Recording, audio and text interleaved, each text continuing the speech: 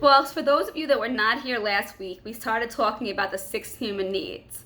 And the first one last week we talked about was certainty and seeing ways that you require certainty in your life and the impact that has.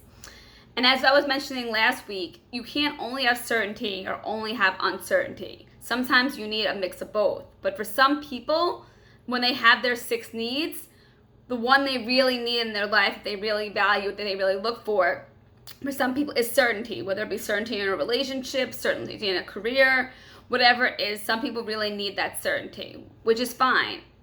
The problem with certainty is when you don't do anything outside of that every single day you eat a grilled cheese sandwich and you won't try anything else. The world won't end, but you're not going to grow if you only live in a world of certainty. Many people, if they're only in certainty, they just kind of get stagnant and they don't grow at all and they don't experience new things and they just kind of get bored and then they don't even notice things around them. For example, if you walk down the same street every day, you're probably not going to notice everything on that street, every restaurant, every person, because you already have decided what that street looks like. But that was last week, and this week is another week. So this week we're going to talk about uncertainty. Now, I know when I say that in the middle of a pandemic, many of you groan and say, I've had enough uncertainty. Do we even need to bother talking about it? But it's a good need to know when the pandemic is over and just in general to kind of observe how you react to uncertainty. Do you freak out? Do you just ignore it? Are you in denial of the uncertainty? Or do you embrace it and say, well, this is a cool new adventure. Let me see what I can learn from this. And what's really happening in our world is a lot of that uncertainty of not knowing when people are going to work and not knowing, where they're going to be living next year. It actually has kind of become our norm. So in a way, it's kind of weird that the world of uncertainty is kind of our certainty right now.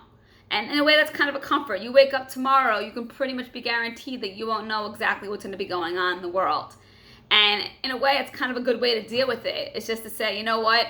It's going to be uncertain tomorrow, but there's some things in my life that I know that I, have that I that are certain, how I care about people, my passions in life. And it's okay to come across uncertainty and be open to it, to embrace it and say, you know what, let me try a new passion. Let me try to order from a new restaurant and support them. Let me try to, maybe, move to another city and move to a new apartment. The more that you are okay with uncertainty and you realize it might not be certain, but it doesn't necessarily mean it's bad. A lot of people hear uncertainty and they're like, oh, this is going to be bad. It doesn't have to be bad. It's how you handle it and what you bring to the table. So what I want you to do today is really observe how in the past and in the present you react to uncertainty. And in what ways you tell yourself, oh, this is bad, I'm not going to know this. And you get yourself all upset when you don't even know what that uncertainty brings. I mean, when you start a relationship, there's a lot of uncertainty there. You don't know if it's going to work out or not. But that's kind of part of the fun, is to see where it's going to lead. And maybe whatever it is in your life right now that's uncertain is one day going to lead to a place of certainty and lead you to somewhere different than you might be right now. And you might be a different person when you come out of this. So take the time, and as we do each need, really rank on a 1 to 6 scale how important that need is to you. Next week we're going to talk about another need. But for, today we're talking about uncertainty, and last week was certainty.